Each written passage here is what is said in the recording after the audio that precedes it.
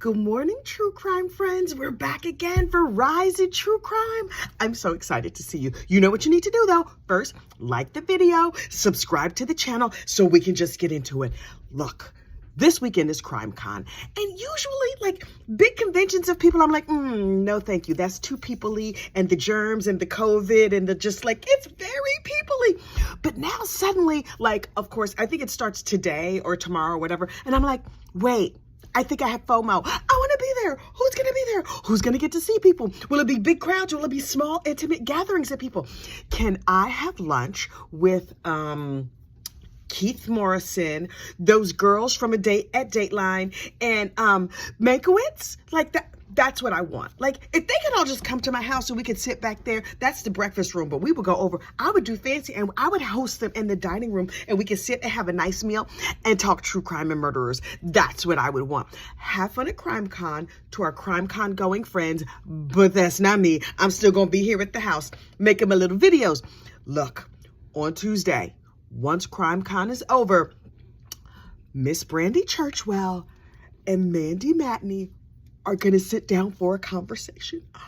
I'm beside myself, fully beside myself. First of all, oh my God, there's some other people that are going to be there, but as far as I'm concerned, this is the Mandy Brandi show.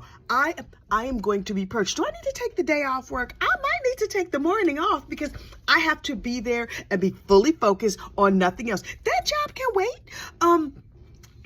So I picked out my outfit. Do you have your outfit yet? I have my outfit. I have my outfit ready. So I'm going to be doing Mandy Matney cosplay. Yes. I'm like, we should have a red carpet. We should say like who we wore. Me personally, listen, Mandy Matney, as far as I'm concerned, is a small town superhero. I have been saying that for years. Mandy Matney is a small town superhero. And so I have a Super Mandy shirt, right? So I'm going to take, it's like, oh, it's this color blue because that is the color of that sports ball team that she likes, or maybe it's the color of the Palmetto State.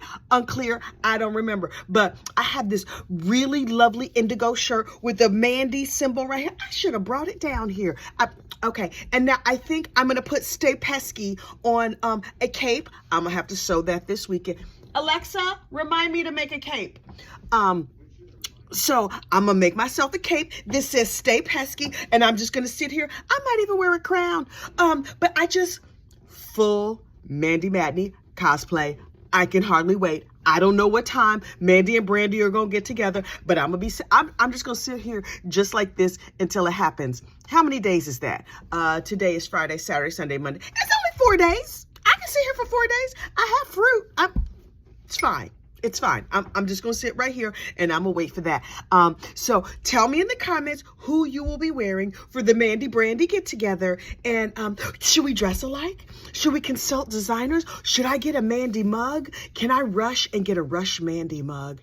Can it say Mandy on one side and 13th Juror on the other? I'm a teensy bit obsessed. I don't know how I didn't know this was happening. Somebody told me in the comments yesterday and I almost fully had a nervous breakdown at work, but I am a lady of dignity and class, and so I kept it pulled together until I got home and I could dance the full happy dance, which you know I did. Look, in other news, there is a man who has been on trial whose name shall not pass my lips because he is not worthy of his name passing my lips. But he did intimately assault some ladies like 20 years ago. I think y'all know who I'm talking about. He's a famous dude, right? And there's controversy over how much time he got, blah, blah, blah. That case, whatever.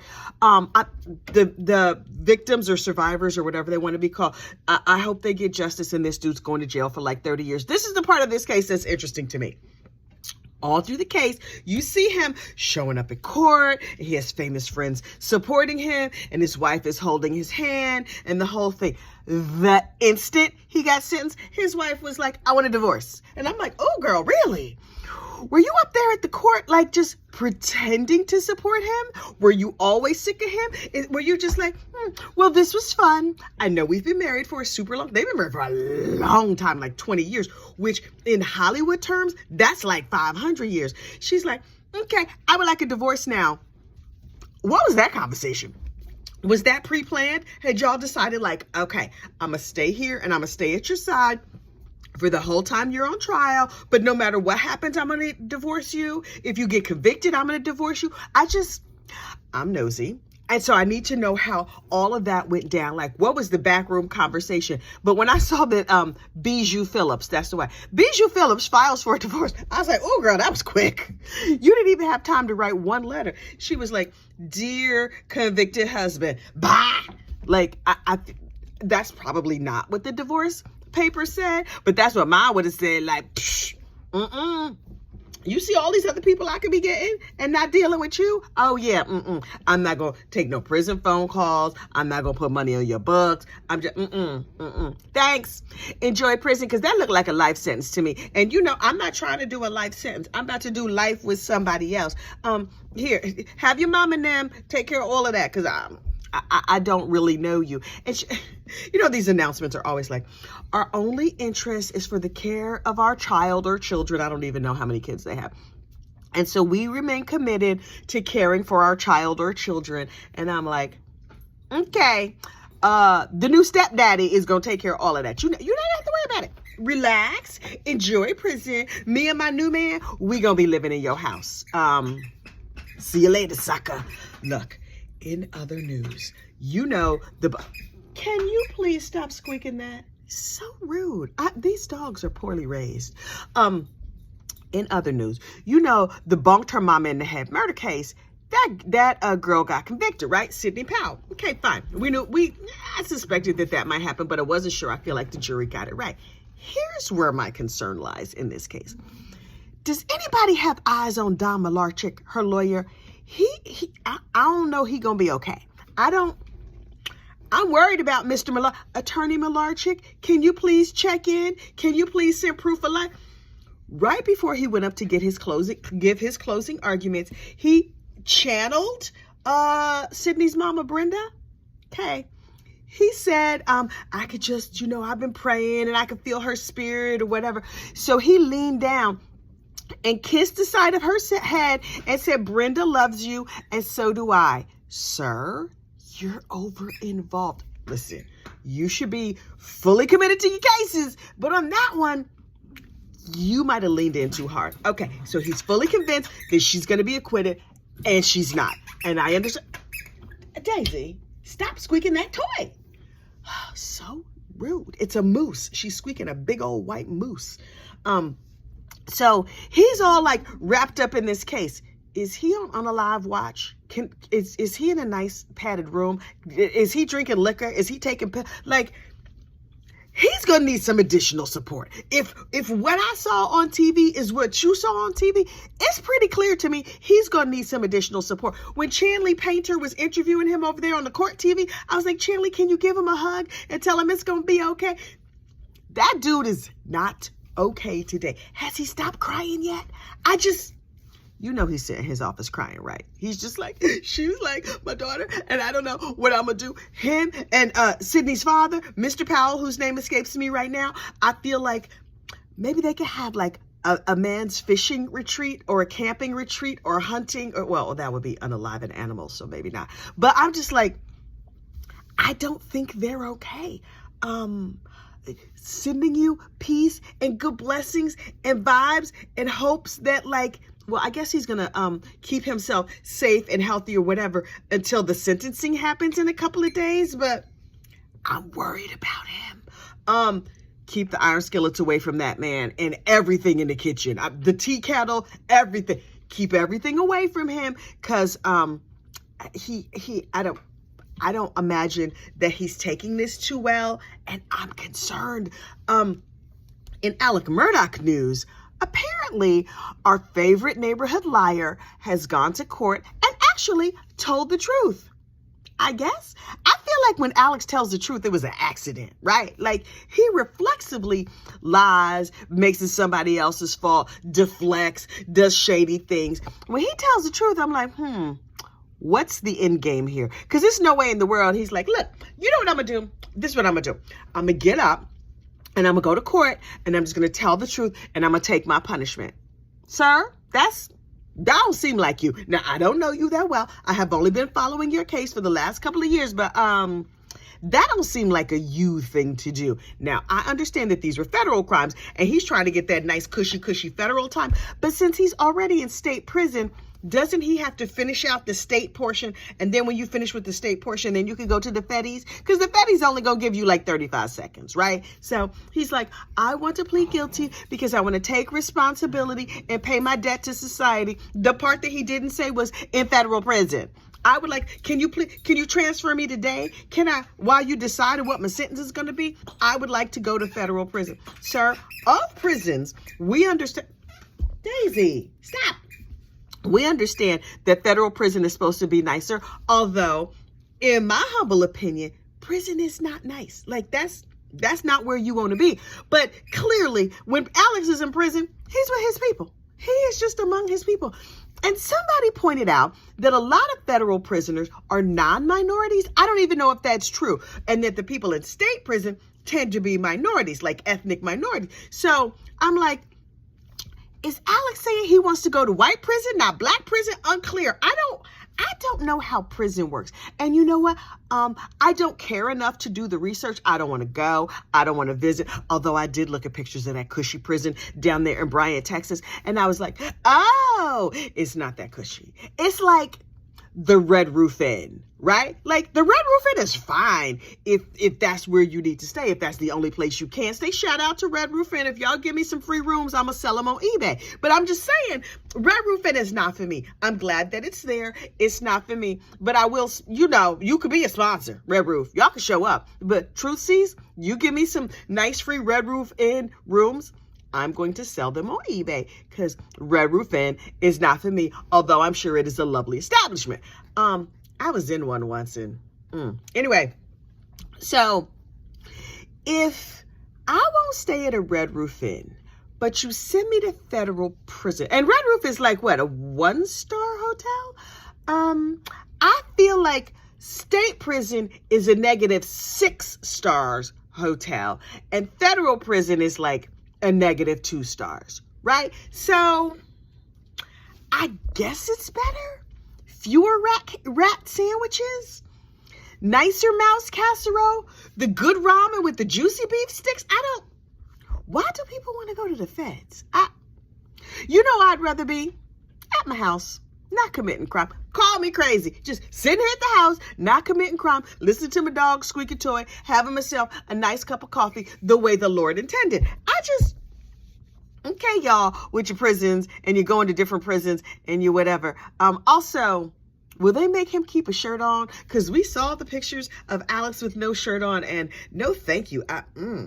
It put me off my favorite foods for a couple days. I was like, ooh.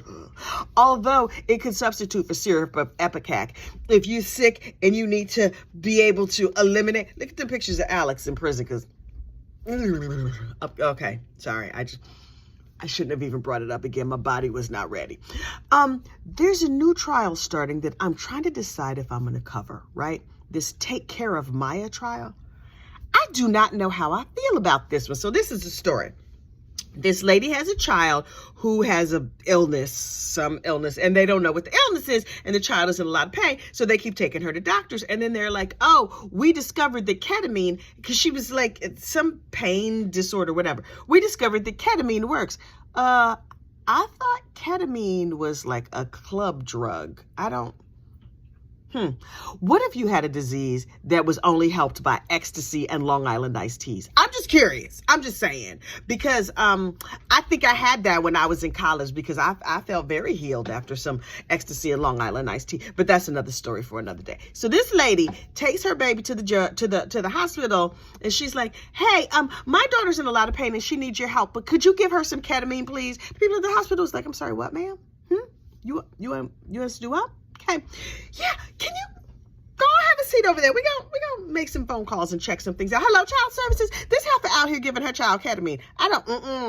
Clearly Munchausen syndrome by proxy. We can't find nothing wrong with her. Go on, take her kids away because she not acting right. And so the state takes her kids away for like 2 or 3 months and they do whatever, the hospital does whatever, and they figure it out. And they're like, oh, she actually does have a disease and we're going to treat her with, I don't know what, probably not ketamine. Okay, fine. Here's the thing. The mother was so distraught that she unalives herself, and now the family is suing the hospital for the unaliving of the mother. Did the hospital unalive the lady? Like, here's the thing. Very often, we're like, how come nobody stepped in? How come nobody saw that, blah, blah, blah. But then when people do step in or try to step in, they get in trouble. So I'm like, how do you win in a case? I don't envy anybody in this situation. The mother was clearly struggling and suffering and whatever. And I suspect there might have been, to me, call me crazy, but her unaliving herself as a real... Now, listen, I don't want my kids taken away from me. God knows I don't. And I got a whole bunch of kids. And sometimes I'm like, some of y'all can go. But I don't want anybody to like forcibly remove them from my house or forcibly remove me from them or whatever. Like, that sounds like a terrible circumstance.